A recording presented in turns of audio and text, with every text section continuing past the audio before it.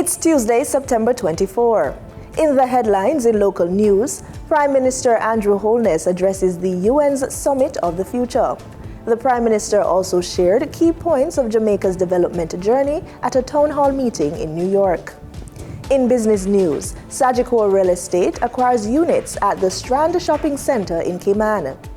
Regionally, domestic violence against men in Trinidad and Tobago more prevalent than believed. And in sports, Issa probes brawl at Dintil versus McGrath match. This is the news on PBC Jamaica. I'm Brittany Clark.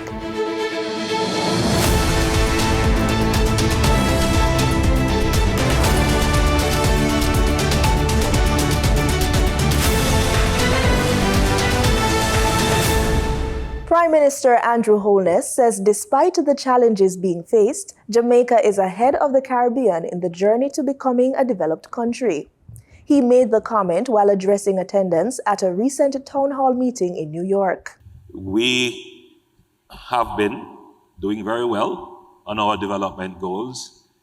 We have done an assessment, and we're not going to hit developed country status by 2030. But hey, hear what? Jamaica is doing the best out of all the Caribbean countries. The Prime Minister explains that a historic shortfall in Jamaica's leadership was the lack of vision to develop the country's economy. The issue for most Jamaicans is we want employment, we want better schools, we want better roads, we want better hospital care. But you would scarcely hear someone saying, we want a better economy. Mr. Holness says despite the struggles faced since the 1970s, the country's recent history has shown improvement in how the economy is being managed. For the first time since emancipation, Jamaica is close to full employment.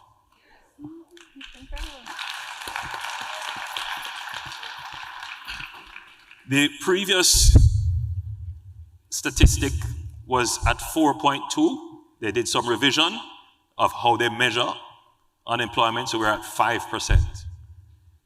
This is even at 5%.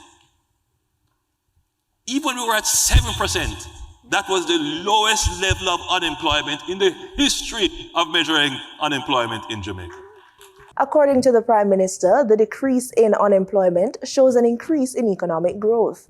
He says this wasn't a short-term development, as elements of the recent economic growth began in the previous administration of the People's National Party.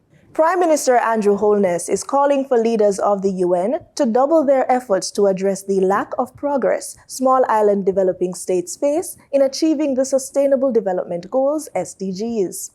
Speaking at the UN Summit of the Future, Mr. Holness highlighted the persistent gap in SDG financing, which is hindering progress for many vulnerable nations. The SDG Summit in 2023 exposed the lack of progress towards SDG implementation, including the reality that small island developing states are particularly off track to meet them, with many still recovering from the pandemic. At the heart of this challenge, and one that must be addressed with urgency, is the glaring SDG financing gap amounting to trillions of dollars annually. He pointed to the Pact for the Future being proposed by the UN, which emphasizes the need to tackle global crises like poverty and inequality more aggressively. As the Pact affirms, we must redouble our efforts to address global poverty, income inequality, and food insecurity. We have an obligation to limit global temperature increase to 1.5 degrees Celsius above pre-industrial levels, and we must deliver a future that fosters peaceful societies and achieves debt sustainability, resilience to climate shocks, infrastructural development, high-quality health and education systems, full respect for human rights, empowerment of women and girls, and enabling environment that makes international trade and the economy work for sustainable development.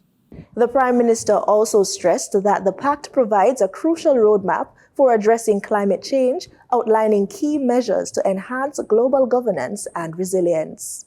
As a small island developing state, the pact presents a pathway for turbocharging SDC implementations, addressing the impact of and tackling the key drivers of climate change and setting the framework for making global governance more equitable and inclusive. The world is counting on us to use the summit to foster renewed hope in the future. A flash flood watch is now in effect for all parishes. According to the Meteorological Service of Jamaica, the flash flood watch will remain in effect until 5 p.m. on Tuesday. According to the Meteorological Service of Jamaica, moderate to heavy showers and thunderstorms have been affecting sections of northwestern and southern parishes and will continue into Thursday. The Office of Disaster and Emergency Management says in a statement, quote, "This increases the chance of flash flooding for all parishes and residents should be prepared," end quote. Education Minister Favour Williams says her ministry is open to making changes to the primary exit profile PEP exams if needed. This comes in response to recent concerns raised by Prime Minister Andrew Holness about the country's reliance on exit exams for primary school students. Prime Minister Andrew Holness has voiced his concerns twice this month, questioning the current system used to place students in high schools. He argued that the exam-based process disadvantages students who struggle under test conditions and puts unnecessary pressure on young learners. Minister of Education and Youth Favour Williams responded that her ministry is ready to adjust the PEP exams if needed.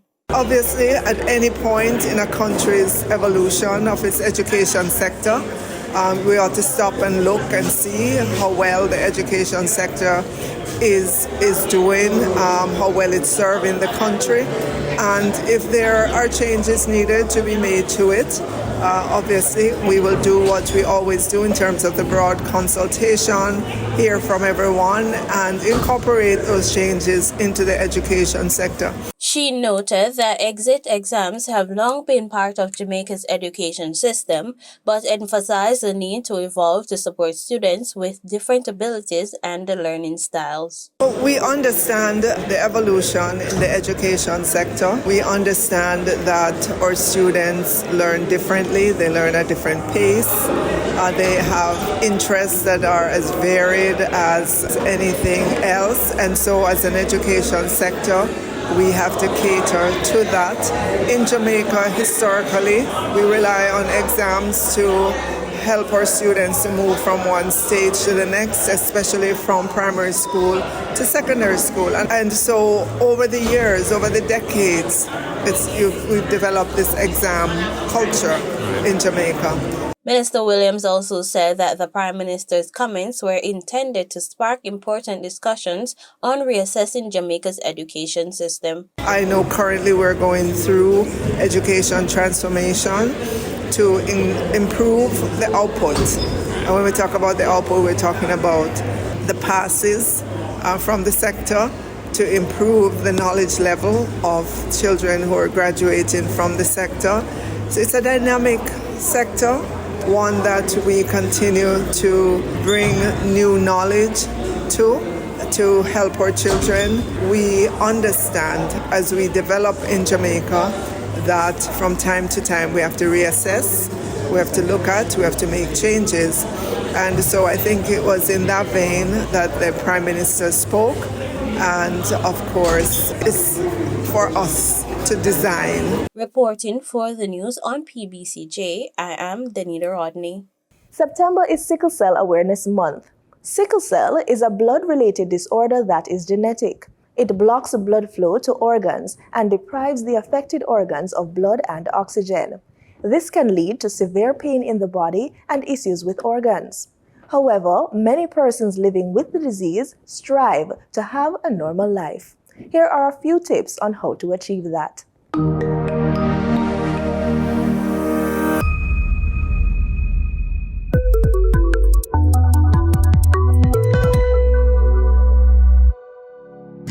everyone. I'm Maurette Wright, co-founder of the Sickle Cell Support Foundation of Jamaica. I'll be talking about self-care, an important management strategy for persons living with sickle cell disease. Self-care is an integral factor in managing sickle cell disease. It promotes improved health outcomes, enhanced quality of life, and reduced costs for health care. If you're living with sickle cell, there are several strategies that can be practiced at home during the different stages of your life to better manage your condition. Here are some useful tips that will help you live healthy. 1. Get informed about sickle cell disease. You should understand the disease, that is, how it is inherited, the common problems associated with it, and how to manage them. 2. Keep appointments with your doctor for regular checkups. Keep track of important information relating to your health. Example, know your numbers. 3. Control your pain.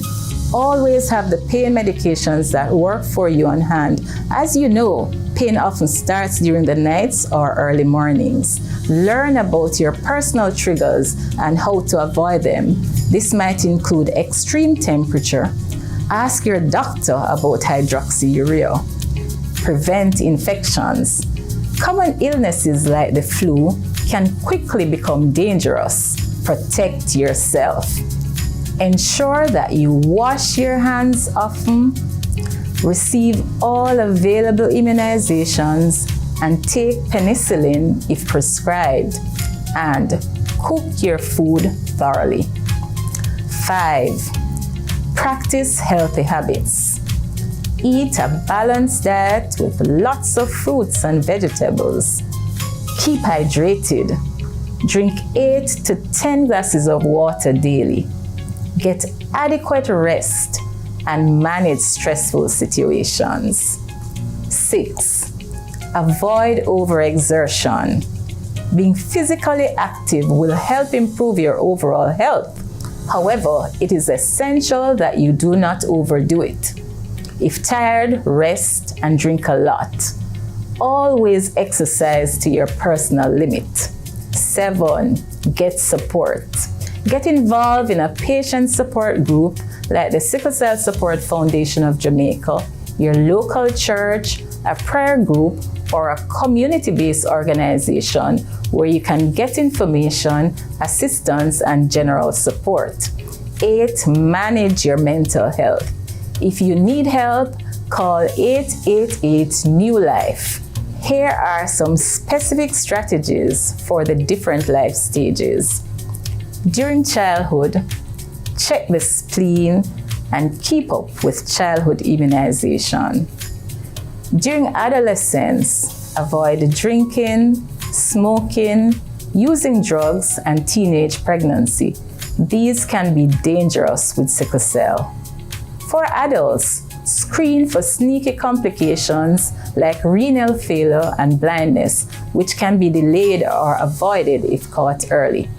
With proper self-care, the frequency of acute, chronic complications and hospitalization can be reduced and the quality of your life significantly improved.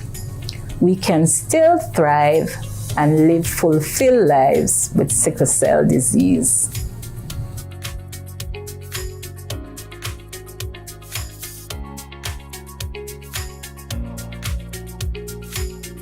Time now for the business report with Denise Williams.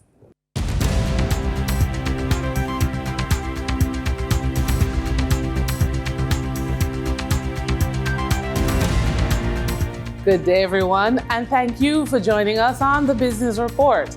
I'm Denise Williams, your guide through the latest happenings in the world of business. Notable companies have advised investors that executives are buying and selling shares.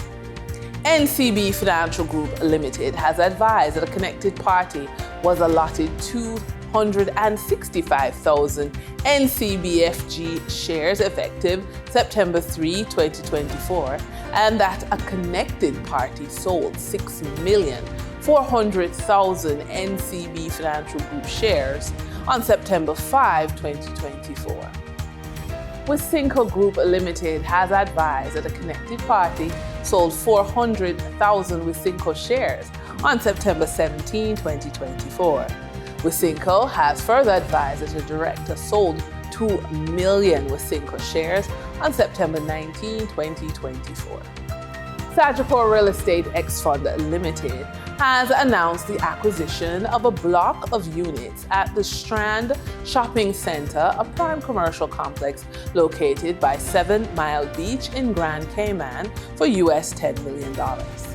Howard Mitchell, chairman of the board of X Fund, said this asset will generate immediate cash flow, supporting our commitment to enhancing shareholder value through future dividend payments. It also aligns with our long-term vision for regional growth in real estate investments.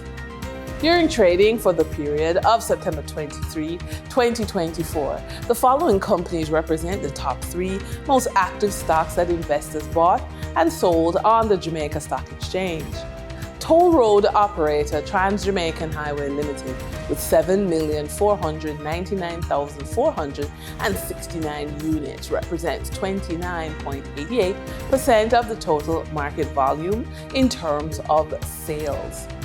Microfinance lender Dollar Financial Services Limited with 2,755,147 units represents 10.98% of the total market volume in terms of sales. Logistics and shipping conglomerate Kingston Wharves Limited with 1,717,570 units represents 6.84% of the total market volume in terms of sales. Moving from the money moves of investors, executives, and companies on the stock market, we turn to the Forex market. On September 23, 2024, the Bank of Jamaica reported that US $74.65 million was bought from Forex traders, while US $72.75 million was sold to Forex traders. Buying directly from the Bank of Jamaica, foreign currency traders sold the US dollar for $157.92 and bought US dollars for $156.48. The difference between the buy and sell rate was $1.44, which represents a profit for Forex traders for every US dollar traded. Canadian Forex traders earned a trading profit of $3.21 from transactions with the Bank of Jamaica. The Canadian dollar was sold at $117.66 and bought for $114.45. For traders looking at the British pound, they pocketed a profit of $5.72, selling it for $211.54 and buying it for $205.82. For our credit report tip of the day, a lot of persons are not aware of how their credit score comes about.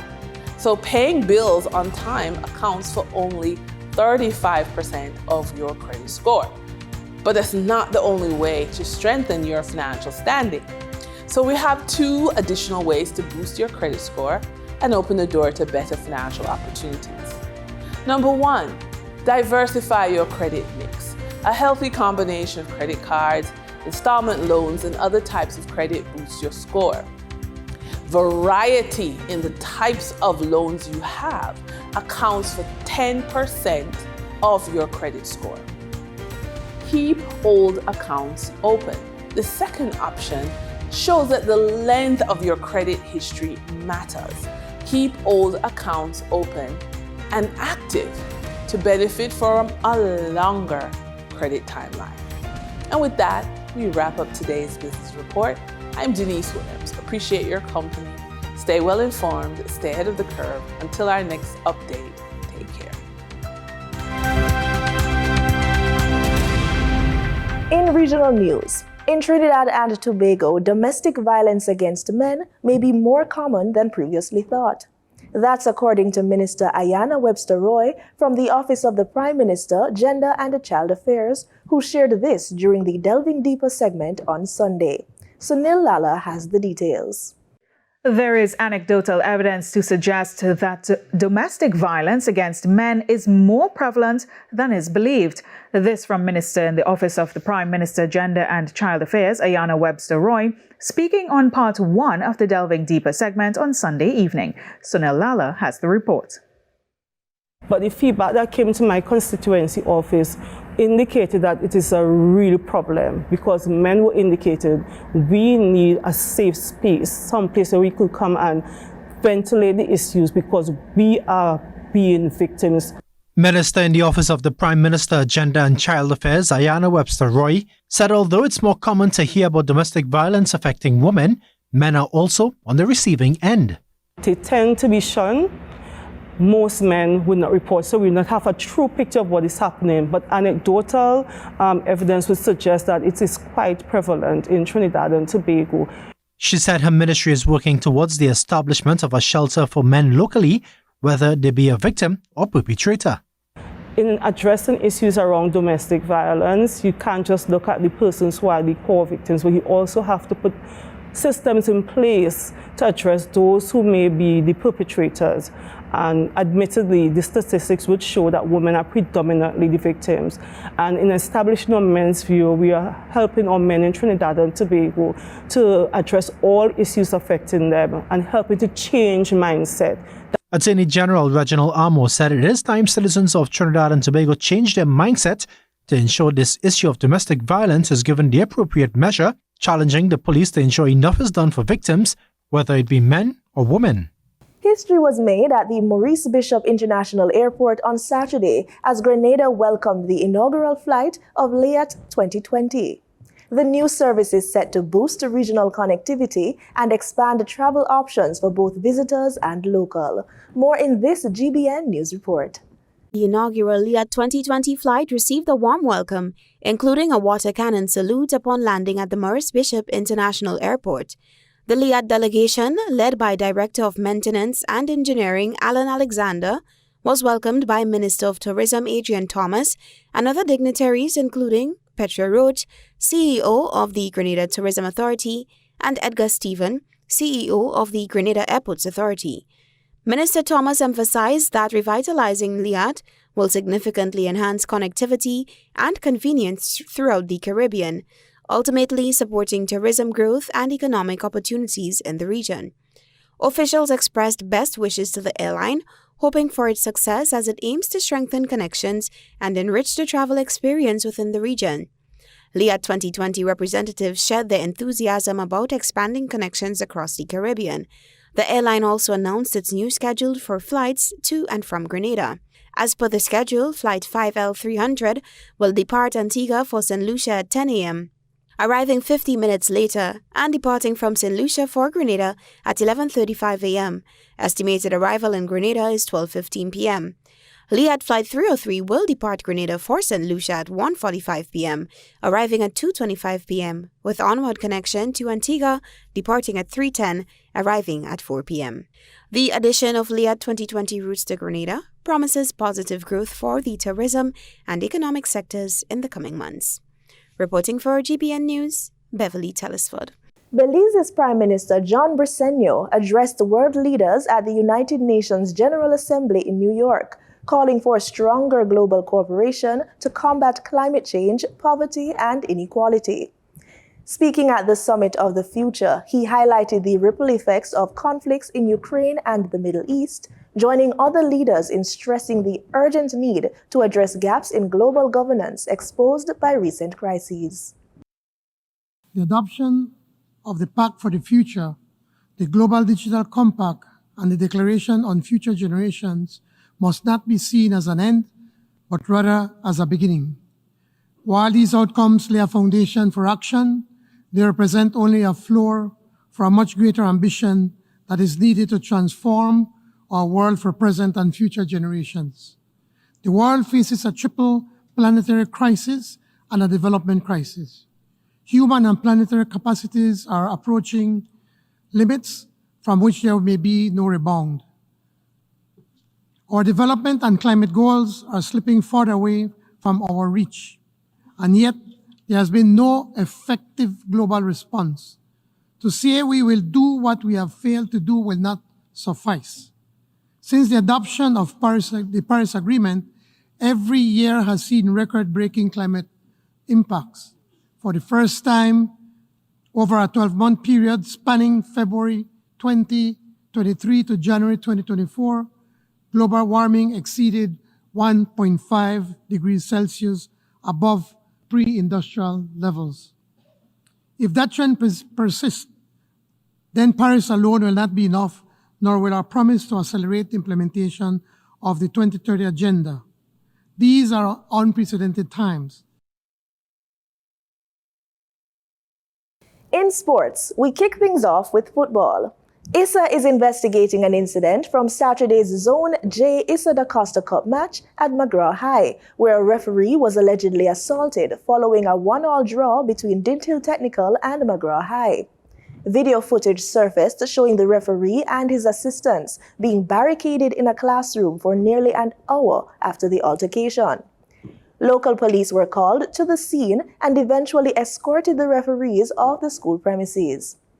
ISA's competitions officer, UN Scott, acknowledged the incident but could not comment on possible disciplinary action as investigations continue.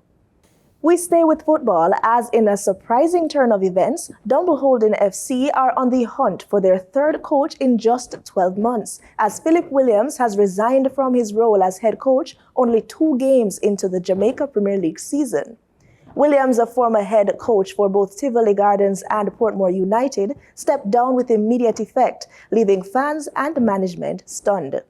Williams had taken over from Lenworth Hyde, who joined the club last August following the departure of Harold Thomas. Dumbleholden FC will now begin their search for the next head coach as the JPL season progresses. Over to cricket. It was a run fest at the Brian Lara Cricket Academy when the Trinbago Knight Riders met the St. Kitts and Nevis Patriots in match number 25 of the Republic Bank CPL 2024. Wayne Cunningham has the details. The Trinbago Knight Riders won the toss and invited the St. Kitts and Nevis Patriots to bat first at Taruba, and they got early success with a wicket of Evan Lewis for 2 in the first over. But further joy was far in coming, as Captain Andrew Fletcher and Kyle Mayers had a 99-run second wicket partnership. And when Mayers left for 60 in the 11th over, the score was 101 for 2. He hit 8 fours and 3 sixes. Fletcher went on to make a top score of 93 in 61 balls, with 4 fours and 6 sixes, as the Patriots finished their 20 overs on 193 for 4. Chris Jordan had the best bowling figures for TKR, with 2 wickets for 29 runs in 4 overs. TKR approached what would be a record chase in the CPL at the Brian Lara Cricket Academy with confidence, as Jason Roy and Casey Carty put on 43 for the first wicket. When Carty departed for 13, Nicholas Puran joined the Englishman, and they put the home team on course to break the record.